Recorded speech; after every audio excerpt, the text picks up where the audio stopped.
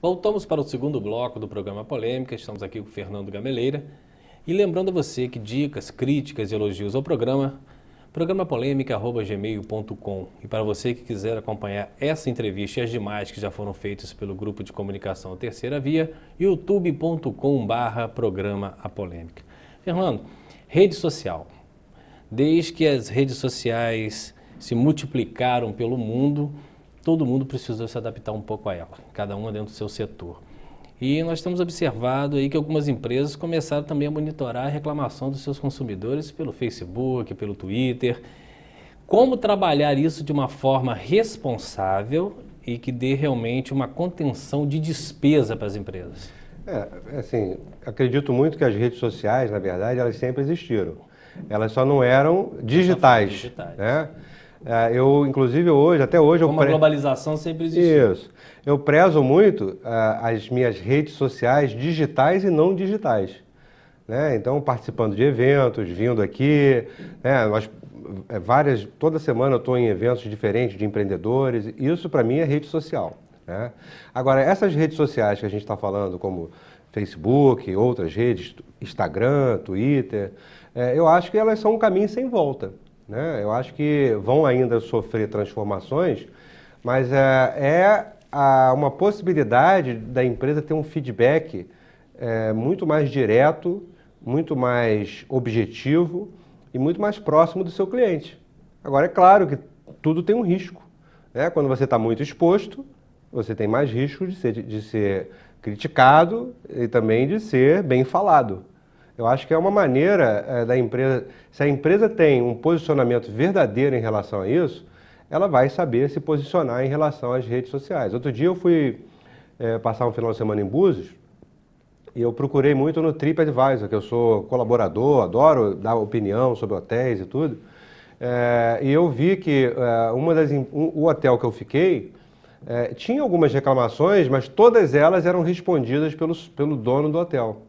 Ele ia lá e colocava, realmente, vamos melhorar nisso, obrigado pelo seu feedback, pelo seu retorno, esperamos poder contar com a sua visita novamente. E, de fato, se ele fizer aquilo, eu acho que as redes sociais estão prestando um grande serviço, né? Porque quantas pessoas passam por um hotel e depois nunca mais voltam porque a cama estava ruim ou porque tinha um problema no ar-condicionado e são incapazes de chegar na recepção e reclamar. Eu acho que é um trabalho participativo, né? A reclamação do consumidor, ela tem aí um gancho para uma melhoria de qualidade constante muito interessante, né? Agora, claro, tem que fazer isso estrategicamente, tem que contratar uma empresa que saiba fazer isso. Aliás, é um ponto interessante, porque hoje em dia, como todo mundo acessa o Facebook, todo mundo acessa as redes sociais, posta no Instagram, tira foto, todo mundo acha que sabe fazer isso, né? Então, as redes sociais têm que ser tratadas por pessoas que entendem disso, né? Eu procuro ter parcerias com empresas nessa área de forma que eu possa sugerir com tranquilidade, né? Porque muitas vezes a empresa não sabe fazer e aí, se você não sabe fazer e você posta um comentário equivocado ou se você não sabe reagir respondendo um cliente, você pode ter de fato um problema. Por quê?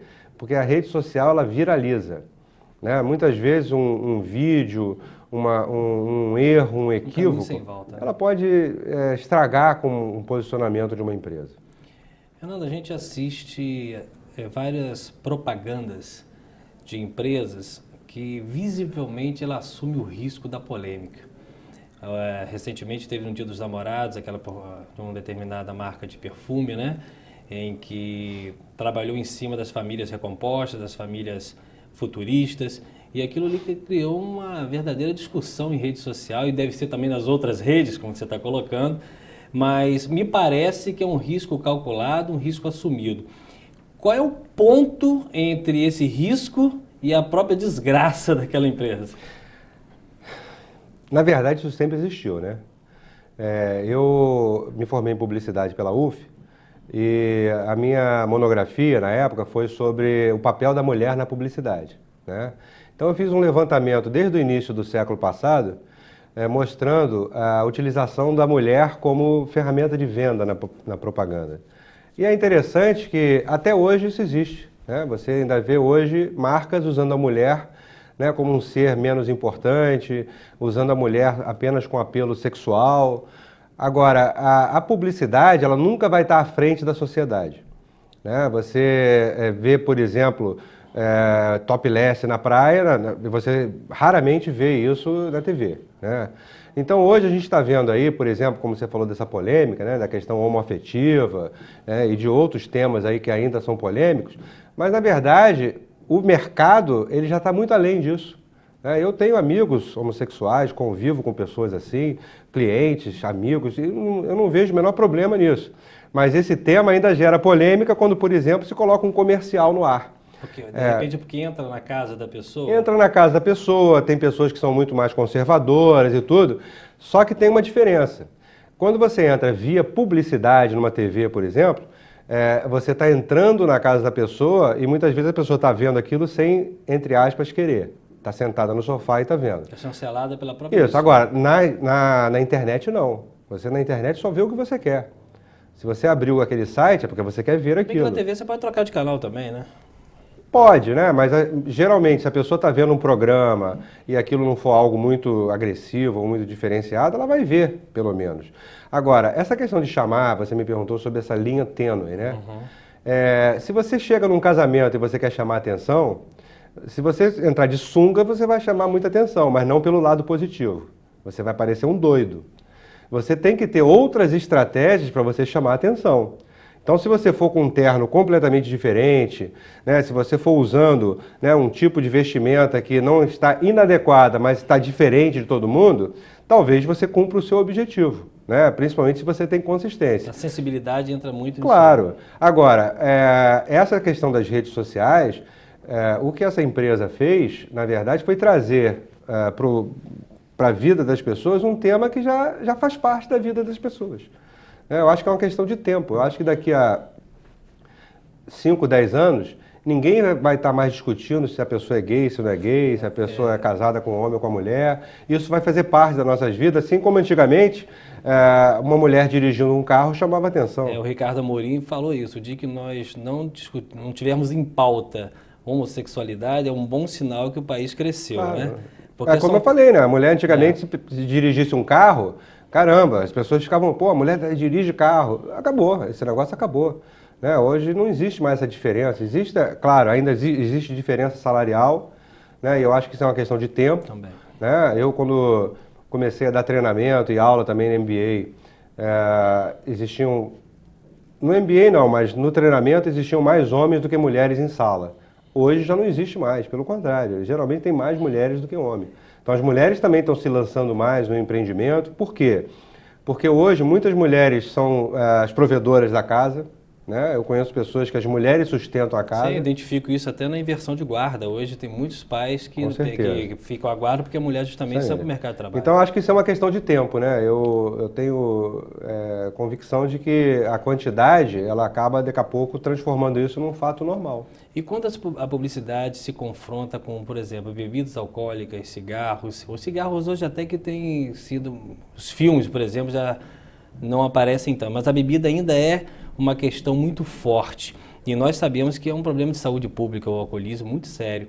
Como conseguir equilibrar, porque é um mercado muito valioso, um mercado que vende muito e ao mesmo tempo maléfico para a saúde? A minha infância, né, eu estou com 50 anos, a minha infância foi vendo propaganda de cigarro. Sim. Né? Eu adorava os filmes. E as músicas de Hollywood? Eu adorava os filmes de Hollywood, Camel, e nem por isso eu sou fumante. Né? Agora, eu entendo sim que tem que haver um controle, né? Porque acredito que principalmente a incitação ao jovem a ter esse tipo de experiência pode ser um caminho sem volta. Né? A publicidade em si, ela já tem órgãos reguladores, o próprio CONAR, né? Que faz um trabalho muito interessante de regular e de opinar e até de dar pareceres sobre essa questão. Né? A questão do cigarro, a gente sabe que está diminuindo o número de fumantes.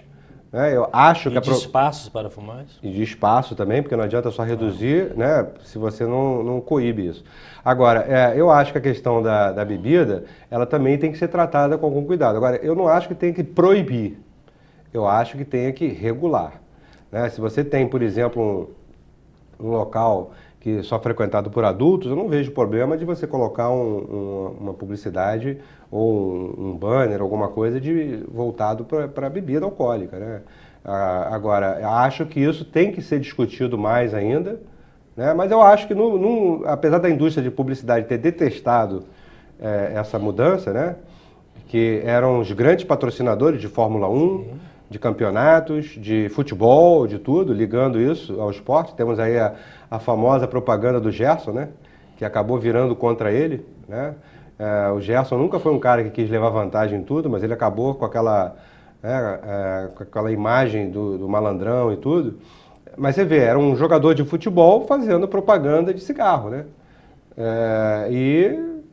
Eu acho que realmente é complicado, né? Você colocar uma pessoa que hoje tem uma exposição enorme na mídia, né? Como um Ronaldinho, um Cristiano Ronaldo, você dizer que esse cara bebe determinada bebida alcoólica ou fuma determinado cigarro, eu acho que isso tem que realmente ser evitado para que as pessoas que não devam ser submetidas a essa exposição sejam de forma até inconsequente, né? Vou fazer o papel do agente provocador. Vamos lá. Nós sabemos que muitas legislações, aliás, todas as legislações, independente do âmbito federal, estadual ou municipal, que elas são feitas por políticos, né? É o poder legislativo que faz isso como função típica. E nós sabemos também que grandes partes dessas empresas também são financiadoras de campanha. Como entra a publicidade no meio disso, sabendo que nem sempre as leis são benéficas para um coletivo, e sim para obedecer interesses macroeconômicos? Como é que você... Isso é uma das coisas mais difíceis de se trabalhar em termos de mercado, né? A gente hoje está passando por vários problemas aí em relação à Petrobras, que também tem a ver com isso, né? Tem a ver com o poder político, com o poder econômico. Eu entendo que tem que haver, sim, uma regulação disso, né? Eu acho que não dá para misturar tudo, né? Agora, eu acho que isso só vai mudar quando houver uma mudança muito clara em relação ao financiamento das campanhas. Você é a favor do financiamento público de campanha? Não, financiamento privado mesmo, né? Porque eu me lembro quando eu era garoto, a propaganda eleitoral era muito engraçada, né? Porque eram dois partidos, Arena e MDB, sim, e mostrava a foto do candidato. Você pegou a Arena e MDB? Peguei, eu estou com 50 anos. Movimento Democrático, Aliança Renovadora Nacional. Estou com 50 anos, né? Então eu não cheguei a votar nessa época, até porque ninguém votava, né? Então, mas eu me lembro de assistir a TV em casa, o horário político, e mostrava a foto preta e branca preto e branco do candidato, somente isso, e um texto no fundo falando quem era aquele candidato, né? Então, e não tinha as redes sociais. Então, privilegiava-se mais o quê? Aquela pessoa que tinha mais proximidade, de fato, com o seu eleitor, que construía, né, um trabalho e tal. Mas hoje não. Hoje um camarada lá do Rio vem pedir votos aqui em Campos. Se ele é candidato a deputado estadual, por exemplo, ele vem pedir votos aqui, e dependendo da força política que ele tem aqui, como aliado, ele consegue votos aqui. Até mais votos que dependendo do lugar que ele nasceu. Até mais votos. E isso eu acho que tem um lado muito ruim, né? Porque você acaba tirando da cidade a capacidade de ter aí pessoas que realmente tenham seus representantes, que tenham interesse de melhorar a cidade, não apenas tirar proveito, né? Fernando, falando como eleitor e também como profissional, que imagem é essa terrível que o político hoje passa para a sociedade? Corrupto, ladrão, enganador. Há chance de mudar essa imagem? Olha, é lamentável isso, né? Porque ao mesmo tempo que nós temos essa imagem, né? Nós temos que ter as pessoas para nos representar, né? Mas eu acho que isso não é só na política, né? Hoje eu estava outro dia lendo uma pesquisa sobre a imagem, por exemplo, da polícia, né? Sim. Que as pessoas hoje às vezes ficam com medo quando tem um policial por perto. Mas isso também não é generalizado. Eu conheço bons policiais, sim, né? Claro. Assim como pessoas muito sérias em todas as esferas, e também como político. Mas aí te interrompendo e ao mesmo tempo colaborando. De repente isso não passa também, é lógico que não são todos os políticos que são assim, e essa imagem até dificulta que boas pessoas ingressem na carreira política, porque você dorme e acorda fazendo política. É o preço do ônibus, é o preço do pão, é o preço da escova de dente, da pasta. Mas as capas de jornal, de revista, de sites, por que atrai tanto quando ela dá a forma negativa? Fulano acusado por improbidade administrativa. Bomba. O contraponto daquela pessoa, às vezes, vem uma notinha lá embaixo com 3 linhas. É verdade, eu acho que aí tem uma grande responsabilidade da própria mídia, né?